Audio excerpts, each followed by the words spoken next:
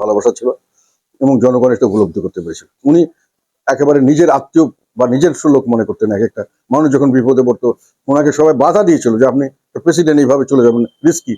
এখন তো উনি কিন্তু ওখানে চলে গেছিলেন এবং জনগণের মাঝে উনি সবসময় যেতেন।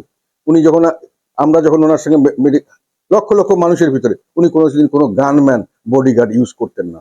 যখন ক্ষমতা থেকে চলে যায় অনেকে বলেছিল উনি স্বৈরাচার, উনি এখনো অনেক সময় লেফটিস্ট তারা যা মনের ইচ্ছা গালাগালি ওনাকে করে। কিন্তু উনি যদি খারাপ কাজই করবে তাহলে উনি যখন জনগণের মাঝে যায় লক্ষ লক্ষ জনগণের ভিতরে কোনো প্রোটেকশন ছাড়া যখন যায়, একটা মানুষ ওনাকে আঘাত তো করা দূরে কথা, মুখে কটু কথা কোনোদিন বলেনি। উনি যদি এত খুনি হবেন, এত অত্যাচারী হবে, তাহলে কিছু লোক তো অন্তপক্ষে ওনাকে গালাগালি করবে। আমরা কোনোদিন ভালোবাসা ছাড়া ওনাকে মানুষের থেকে কিছু দিই। কাজে এই যে কথাগুলো বলা হয় যে উনি ছিলেন জনগণের জন্য, ওনার ওটা মানুষই ফিল করে যে আমার জন্য কতটুকু ভালোবাসতেন। যে বন্যায় দেখেছে মানুষ ভেসে যাচ্ছে, উনি নিজে নেমে গেছেন, এটা আবেগ। ওনার ছেলে ভেসে যাচ্ছে, ওনার মেয়ে ভেসে যাচ্ছে, এরকম মনে করতেন। উনি ভাই ভেসে যাচ্ছে, আমাকে বাঁচাতে হবে। এই মনোবৃত্তি তো আমাদের নেতাদের নাই, অনেকেই নাই। সত্যি কথা বলতে গেলে এখন বড় বড় কথা অনেকেই বলে, কেউ তো বডিগার্ড ছাড়াতে কোথাও যেতে পারে না। 2-4 হাজার লোক না ঘিরা থাকলে তো জনগণের মাঝে যেতে ভয় করে। এত যদি আপনি পপুলার লোক হন, এত যদি জনগণের ভালোবাসার লোক হন, তাহলে ভয় করেন কেন? এরশাদ সাহেব কোনোদিন ভয় করেনি। শেষ করবো একটি ছোট প্রশ্ন দিয়ে। জি স্যার, হচ্ছে আমি শুনেছিলাম যে হোসেন মোহাম্মদ এরশাদ স্যারকে যেখানে দাফন করা হচ্ছে ওখানে একটি মাজার গড়ে তোলা হবে। তো এই বিষয়ে যদি একটু বলতেন যে এটা গড়ে তোলা হলে যে জাতীয় পার্টির নেতা কর্মীরা তারা অনেক উৎসাহিত হতো, এই বিষয়ে যদি একটু বলতেন। না, এটার সঙ্গে আমি একমত নই।